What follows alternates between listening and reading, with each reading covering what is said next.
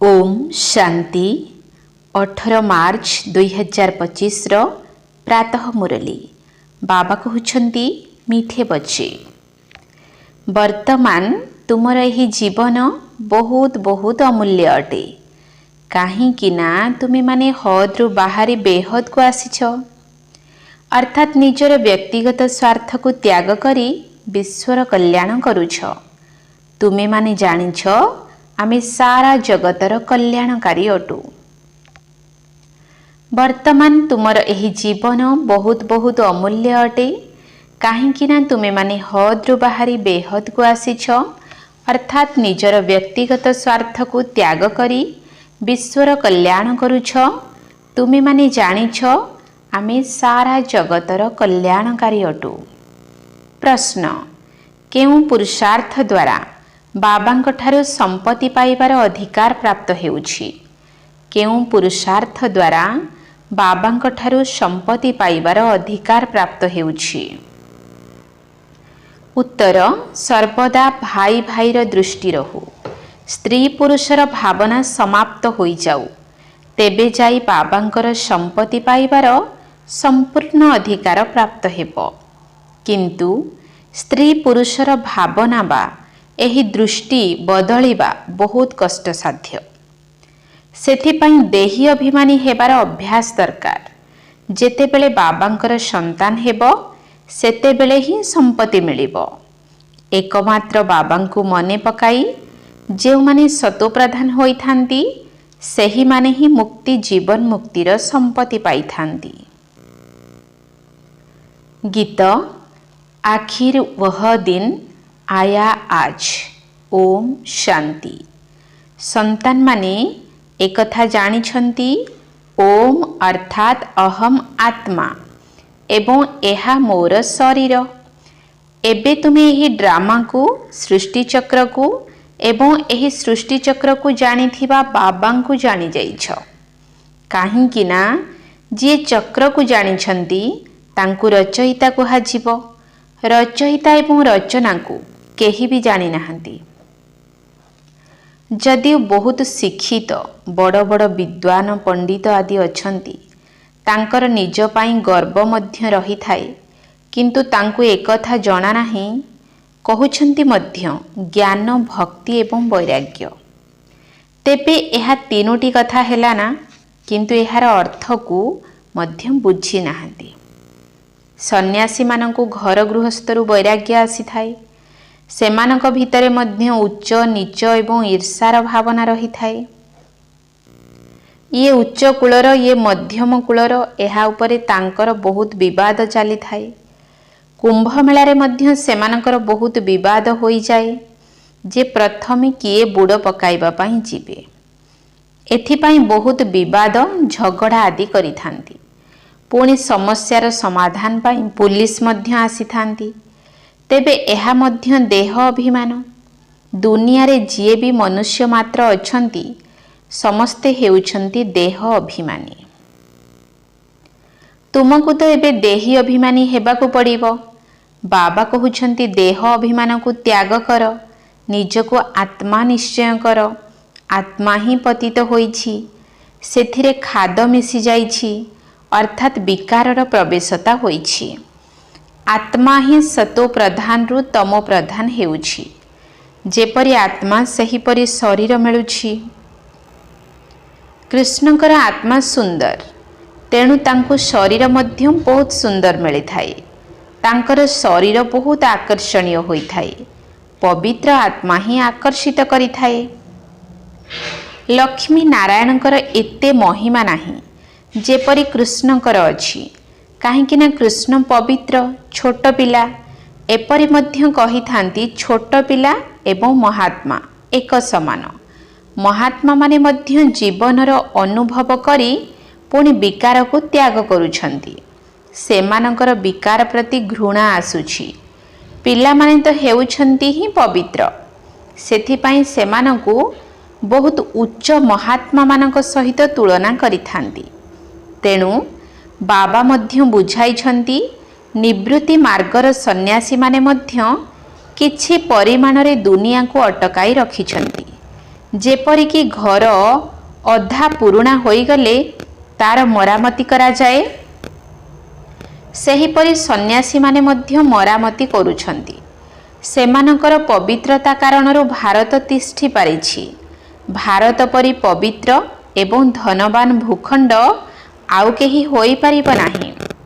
ଏବେ ବାବା ତୁମକୁ ରଚୟିତା ଏବଂ ରଚନାର ଆଦି ମଧ୍ୟ ଅନ୍ତର ସ୍ମୃତି ଦେଉଛନ୍ତି, କାହିଁକି ନା ଇଏ ପିତା, ଶିକ୍ଷକ ଓ ଗୁରୁ ମଧ୍ୟ ଅଟନ୍ତି। ଗୀତାରେ ଲେଖିଦେଇଛନ୍ତି, କୃଷ୍ଣ ଭଗବାନ ଉବାଚ, ତାଙ୍କୁ କ'ଣ କେବେ ବାବା କୁହାଯିବ ଅଥବା ପତିତ ପାବନ କୁହାଯିବ? ଯଦିଓ ମନୁଷ୍ୟମାନେ ପତିତ ପାବନ ବୋଲି କହୁଛନ୍ତି, କିନ୍ତୁ ତାହା ଶ୍ରୀକୃଷ୍ଣଙ୍କ ପାଇଁ ନୁହେଁ, ସେମାନେ ଭଗବାନଙ୍କୁ କହୁଛନ୍ତି। ପୁଣି କହିଦେଉଛନ୍ତି, ପତିତ ପାବନ ସୀତାରାମ, ରଘୁପତି ରାଘବ ରାଜାରାମ। କେତେ ଅଡ଼ୁଆ କରିଦେଇଛନ୍ତି। ବାବା କହୁଛନ୍ତି, ମୁଁ ତୁମମାନଙ୍କୁ ଆସି ଯଥାର୍ଥ ଭାବରେ ସମସ୍ତ ବେଦଶାସ୍ତ୍ର ଆଦିର ସାରାଂଶ ଶୁଣାଉଛି। ତେବେ ପ୍ରଥମ ଏବଂ ମୁଖ୍ୟ କଥା ବୁଝାଉଛନ୍ତି ଯେ ତୁମେ ନିଜକୁ ଆତ୍ମା ନିଶ୍ଚୟ କର ଏବଂ ବାବାଙ୍କୁ ମନେ ପକାଅ, ତେବେ ପବିତ୍ର ହୋଇଯିବ। ତୁମେମାନେ ପରସ୍ପର ଭାଇ ଭାଇ, ପୁଣି ବ୍ରହ୍ମାଙ୍କ ସନ୍ତାନ ହିସାବରେ କୁମାର କୁମାରୀମାନେ ଭାଇ ଭଉଣୀ ହୋଇଗଲ। ଏହି କଥା ବୁଦ୍ଧିରେ ମନେ ରହୁ। ପ୍ରକୃତରେ ଆତ୍ମା ଭାଇ ଭାଇ ଅଟେ, ପୁଣି ଏଠାରେ ଆସି ଶରୀର ଧାରଣ କରୁଛନ୍ତି, ତେଣୁ ଭାଇ ଭଉଣୀ ହୋଇଯାଉଛନ୍ତି। ମନୁଷ୍ୟମାନଙ୍କର ଏତିକି ମଧ୍ୟ ବୁଝିବା ପାଇଁ ବୁଦ୍ଧି ନାହିଁ। ସେ ଆମ ଆତ୍ମାମାନଙ୍କର ପିତା, ତେଣୁ ଆମେ ସମସ୍ତେ ଭାଇ ଭାଇ ହେଲୁ ନା। ପୁଣି ସର୍ବବ୍ୟାପୀ କିପରି କହୁଛନ୍ତି, ବର୍ଷା ତ ସନ୍ତାନମାନଙ୍କୁ ହିଁ ମିଳିବ, ପିତାଙ୍କୁ ତ ମିଳିବ ନାହିଁ। ପିତାଙ୍କ ଠାରୁ ସନ୍ତାନମାନଙ୍କୁ ବର୍ଷା ମିଳିଥାଏ। ବ୍ରହ୍ମା ମଧ୍ୟ ଶିବ ବାବାଙ୍କର ସନ୍ତାନ, ଏହାଙ୍କୁ ମଧ୍ୟ ତାଙ୍କଠାରୁ ବର୍ଷା ମିଳିଥାଏ। ତୁମେ ହେଉଛ ନାତି ନାତୁଣୀ, ତୁମର ମଧ୍ୟ ଅଧିକାର ଅଛି। ତେଣୁ ଆତ୍ମା ରୂପରେ ସମସ୍ତେ ସନ୍ତାନ ଏବଂ ଶାରୀରିକ ସମ୍ବନ୍ଧରେ ଆସିଲେ ଭାଇ ଭଉଣୀ କହୁଛ। ତୁମମାନଙ୍କ ଭିତରେ ଆଉ କୌଣସି ସମ୍ପର୍କ ନାହିଁ। ସର୍ବଦା ଭାଇ ଭାଇର ଦୃଷ୍ଟି ରହୁ। ସ୍ତ୍ରୀ ପୁରୁଷର ଭାବନା ମଧ୍ୟ ବାହାରି ଯାଉ। ଯଦି ସ୍ତ୍ରୀ ପୁରୁଷ ଉଭୟ କହୁଛ, ହେ ଈଶ୍ୱର ପିତା, ତେଣୁ ଭାଇ ଭଉଣୀ ହେଲ ନା। ଭାଇ ଭଉଣୀ ସେତେବେଳେ ହେଉଛନ୍ତି ଯେତେବେଳେ ବାବା ସଙ୍ଗମ ଯୁଗରେ ଆସି ରଚନା ରଚୁଛନ୍ତି, କିନ୍ତୁ ସ୍ତ୍ରୀ ପୁରୁଷର ଦୃଷ୍ଟି ବହୁତ କଷ୍ଟରେ ବଦଳିଥାଏ। ବାବା କହୁଛନ୍ତି, ତୁମକୁ ଏବେ ଦେହୀ ଅଭିମାନୀ ହେବାକୁ ପଡ଼ିବ। ବାବାଙ୍କର ସନ୍ତାନ ହେବ, ତେବେ ଯାଇ ବର୍ଷା ମିଳିବ। ମାମେକମ୍ ୟାଦ କରୋ, ଅର୍ଥାତ୍ କେବଳ ମୋତେ ମନେ ପକାଅ, ତେବେ ଯାଇ ସତୋପ୍ରଧାନ ହୋଇପାରିବ। ସତୋପ୍ରଧାନ ନ ହେବା ପର୍ଯ୍ୟନ୍ତ ତୁମେ ମୁକ୍ତି ଜୀବନ ମୁକ୍ତିକୁ ଯାଇପାରିବ ନାହିଁ। ଏହି ଉପାୟ ସନ୍ନ୍ୟାସୀମାନେ କେବେ ହେଲେ କହିପାରିବେ ନାହିଁ। ସେମାନେ ଏପରି କେବେ କହିବେ ନାହିଁ ଯେ ନିଜକୁ ଆତ୍ମା ନିଶ୍ଚୟ କରି ବାବାଙ୍କୁ ମନେ ପକାଅ। ବାବାଙ୍କୁ ପରମପିତା ପରମାତ୍ମା ସୁପ୍ରିମ କୁହାଯାଉଛି। ସମସ୍ତଙ୍କୁ ତ ଆତ୍ମା କୁହାଯାଉଛି, କିନ୍ତୁ ତାଙ୍କୁ ପରମାତ୍ମା କୁହାଯାଉଛି। ସେହି ବାବା କହୁଛନ୍ତି, ସନ୍ତାନମାନେ, ମୁଁ ତୁମମାନଙ୍କ ପାଖକୁ ଆସିଛି। ମୋତେ କଥା କହିବା ପାଇଁ ମୁଖ ତ ଆବଶ୍ୟକ ନା। ଆଜିକାଲି ଦେଖ, ଯେଉଁଠି ପାରେ ସେଠି ଗୌମୁଖ ନିଶ୍ଚୟ ରଖୁଛନ୍ତି। ପୁଣି କହୁଛନ୍ତି ଗୌମୁଖରୁ ଅମୃତ ବାହାରୁଛି। ବାସ୍ତବରେ ଅମୃତ କୁହାଯାଉଛି ଜ୍ଞାନକୁ। ଜ୍ଞାନ ଅମୃତ ମୁଖରୁ ହିଁ ବାହାରୁଛି। ଏଥିରେ ପାଣିର ତ କୌଣସି କଥା ହିଁ ନାହିଁ। ଇଏ ଗୌମାତା ଅଟନ୍ତି। ବାବା ୟାଙ୍କ ଶରୀରରେ ପ୍ରବେଶ କରିଛନ୍ତି। ବାବା ଏହାଙ୍କ ଦ୍ୱାରା ତୁମକୁ ନିଜର କରିଛନ୍ତି। ଏହାଙ୍କଠାରୁ ଜ୍ଞାନର ଅମୃତ ବାହାରୁଛି। ସେମାନେ ତ ପଥରର ଗୋମୁଖ ତିଆରି କରିଦେଇଛନ୍ତି, ଯେଉଁଠାରୁ ପାଣି ବାହାରୁଛି। ତାହା ହେଲା ଭକ୍ତି କରିବାର ପଦ୍ଧତି। ଯଥାର୍ଥ କଥା ତୁମେ ଜାଣିଛ। ଭୀଷ୍ମ ପିତାମହ ଆଦିଙ୍କୁ କୁମାରୀମାନେ ହିଁ ଜ୍ଞାନ ରୂପକ ବାଣ ଲଗାଇଛନ୍ତି। ତୁମେ ହେଉଛ ବ୍ରହ୍ମା କୁମାର କୁମାରୀଗଣ। ତେବେ କୁମାରୀ କାହାର କନ୍ୟା ହୋଇଥିବ ନା। ଅଧର କୁମାରୀ ଏବଂ କୁମାରୀ ଉଭୟଙ୍କର ମନ୍ଦିର ରହିଛି। ବାସ୍ତବରେ ଏହା ତୁମର ସ୍ମାରକୀ ମନ୍ଦିର। ଏବେ ବାବା ବୁଝାଉଛନ୍ତି, ଯେହେତୁ ତୁମେ ବ୍ରହ୍ମା କୁମାର କୁମାରୀ ଅଟ, ତେଣୁ ତୁମ ଭିତରେ ବିକାରୀ ସମ୍ପର୍କ ହୋଇପାରିବ ନାହିଁ। ନହେଲେ ବହୁତ କଠିନ ଦଣ୍ଡ ମିଳିବ। देह अभिमान रे आसी एकथा भूली जाउछ जे आमे भाई भौणी अटु। इए मध्य बिके मो मध्य बिके, तेणु विकारर दृष्टि जाई परिबो नाही। किंतु आसुरी संप्रदायर मनुष्य विकार बिना रही पारु नाहंती, तेणु विघ्न पकाउछंती। एबे तुम ब्रह्मा कुमार कुमारी मानंकु बाबांक ठारु वर्षा मिलुछि, तेणु बाबांक श्रीमत रे चालिबाकु हेबो, पवित्र हेबाकु पड़िबो। एहा हेउछि एही विकारी मृत्यु लोकर शेष जन्म। एकथा मध्य केही जानि नाहंती, अमर लोकरे किछि विकार रहिबो नाही। सेमानंकु कुहा जाउछि सतो प्रधान संपूर्ण निर्विकारी। एठारे अछंती तमो प्रधान संपूर्ण विकारी। गायन मध्य करूछंती, सेमाने संपूर्ण निर्विकारी, आमे विकारी पापी। तेणु संपूर्ण निर्विकारींकर पूजा करूछंती। बाबा बुझाइछंती, तुमे भारतवासी ही पूज्यरु पुणी पूजारी हेउछ। वर्तमान समय रे भक्तिर प्रभाव बहुत रहिछि। भक्त भगवान को मने पकाउछंती, आसी भक्तिर फल दियो। तेबे भक्ति करी करी अवस्था देख कौन होई गलानी। बाबा बुझाउछंती मुख्य हेउछि चारोटी धर्मशास्त्र, गोटिए हेउछि डिटिजम। एथिरे ब्राह्मण देवता क्षत्रिय तीनोटी धर्म आसी जाउछि। बाबा ब्राह्मण धर्मर स्थापना करूछंती। ब्राह्मणकर चुटी हेउछि संगम जुगर चिन्ह। तुमे ब्राह्मण माने एबे पुरुषोत्तम हेउछ। ब्राह्मण होई पुणी देवता हेउछ। दुनिया रे ब्राह्मण माने विकारी अटंती। सेमाने मध्य एही ब्राह्मण मानकु नमस्कार करूछंती। ब्राह्मण देवी देवता नमः कहुछंती, काहेकि ना भाबुछंती सेमाने ब्रह्मांक संतान थिले। आमे तो ब्रह्मांक संतान नुही, एबे तुमे ब्रह्मांकर संतान अट। तुमको समस्ते नमः करिवे। तुमे पुणी देवी देवता हेउछ। एबे तुमे ब्रह्मा कुमार कुमारी होइछ, पुणी दैवी कुमार कुमारी हेब। वर्तमान समय रे तुमर एही जीवन बहुत अमूल्य अटे, काहेकि ना तुमको जगतर माता रूप रे गायन करा जाइछि। तुमे हद रु बाहरी बेहद को आसीछ। तुमे जानिछ आमे एही जगतर कल्याणकारी अटु। तेणु समस्ते जगत अम्बा जगत पिता होइगले।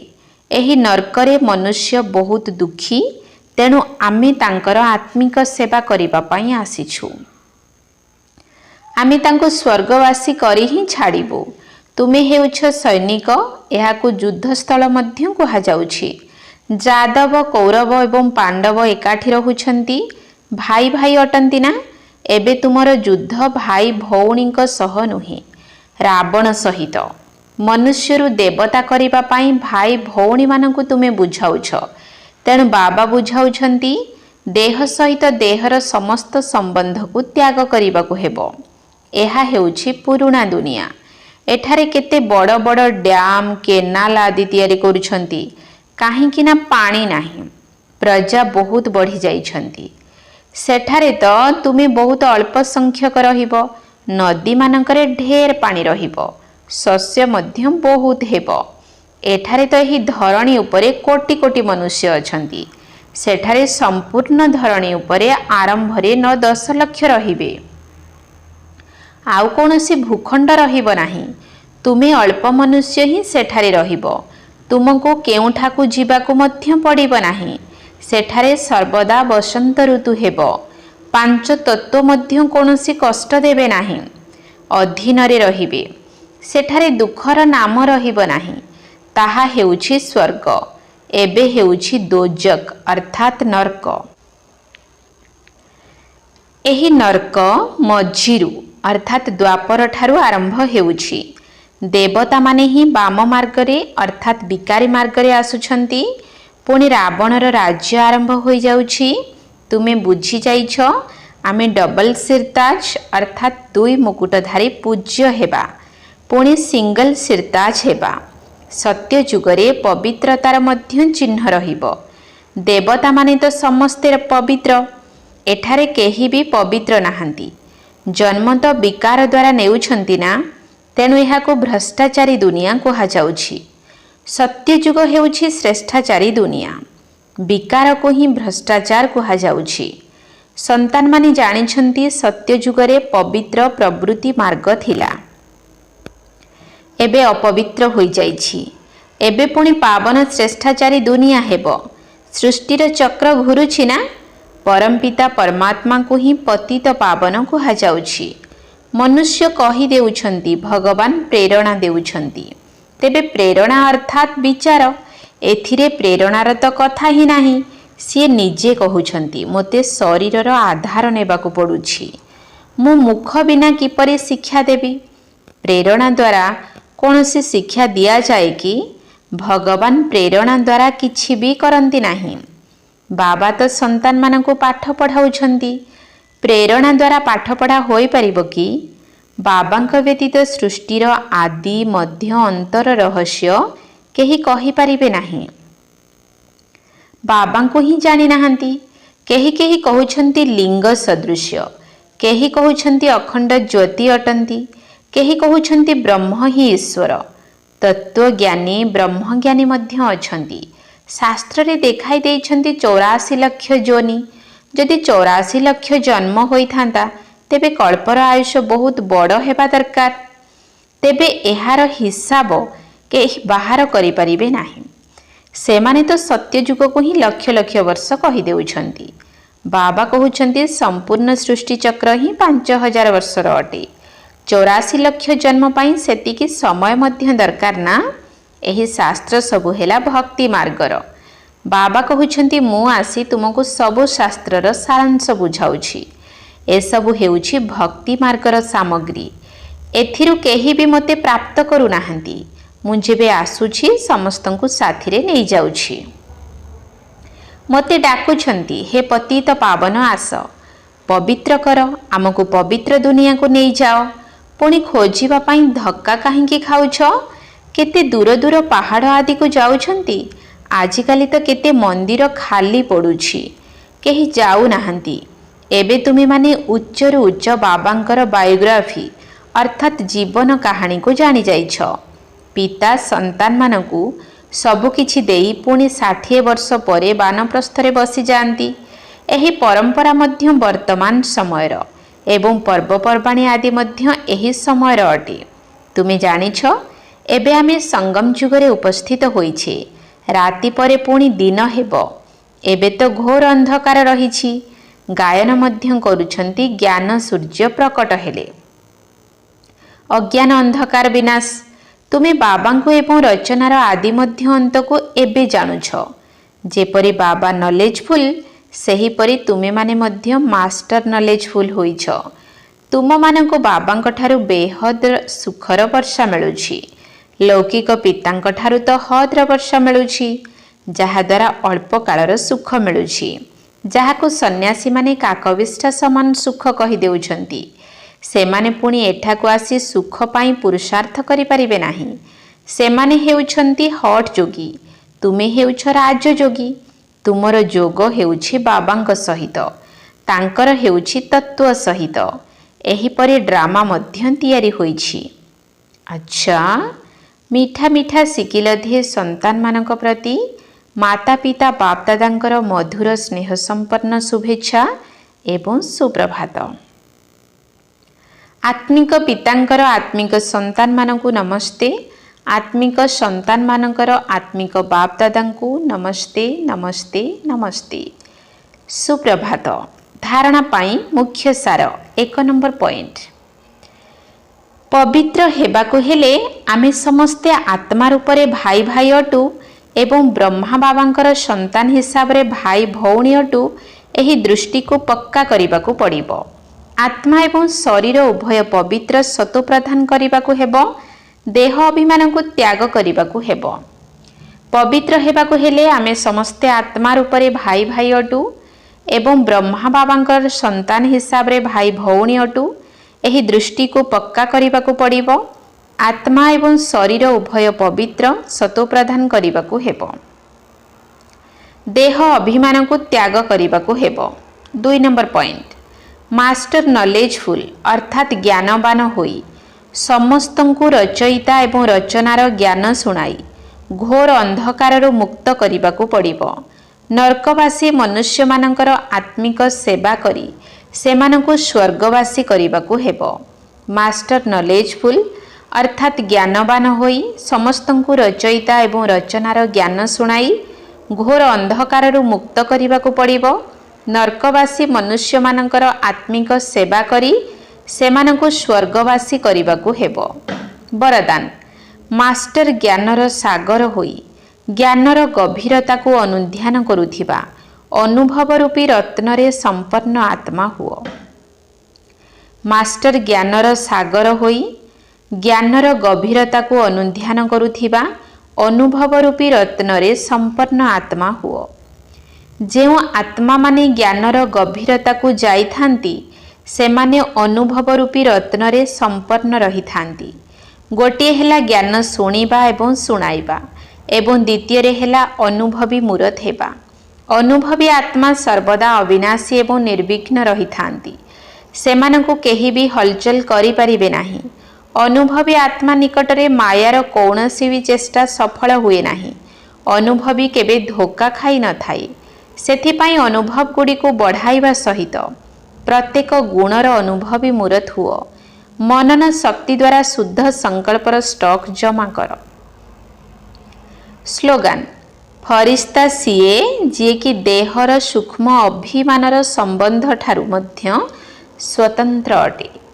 ଫରିସ୍ତା ସିଏ ଯିଏକି ଦେହର ସୂକ୍ଷ୍ମ ଅଭିମାନର ସମ୍ବନ୍ଧ ଠାରୁ ମଧ୍ୟ ସ୍ୱତନ୍ତ୍ର ଅଟେ। ଅବ୍ୟକ୍ତ ଇଶାରା ସତ୍ୟତା ଏବଂ ସଭ୍ୟତା ରୂପୀ ସଂସ୍କୃତିକୁ ଆପଣାଅ। 18 ନମ୍ବର ପଏଣ୍ଟ ସମ୍ପୂର୍ଣ୍ଣ ସତ୍ୟତା ମଧ୍ୟ ପବିତ୍ରତାର ଆଧାରରେ ହୋଇଥାଏ। ପବିତ୍ରତା ନଥିଲେ ସର୍ବଦା ସତ୍ୟତା ରହିପାରିବ ନାହିଁ। କେବଳ କାମ ବିକାର ଅପବିତ୍ରତା ନୁହେଁ କିନ୍ତୁ ତାର ଅନ୍ୟ ସାଥୀମାନେ ମଧ୍ୟ ଅଛନ୍ତି। ତେଣୁ ମହାନ ପବିତ୍ର ଅର୍ଥାତ୍ ଅପବିତ୍ରତାର ଚିହ୍ନ ବର୍ଣ୍ଣ ମଧ୍ୟ ନଥିବ। ତେବେ ଯାଇ ପରମାତ୍ମା ପ୍ରତ୍ୟକ୍ଷତାର ନିମିତ୍ତ ହୋଇପାରିବ। ଓମ୍ ଶାନ୍ତି।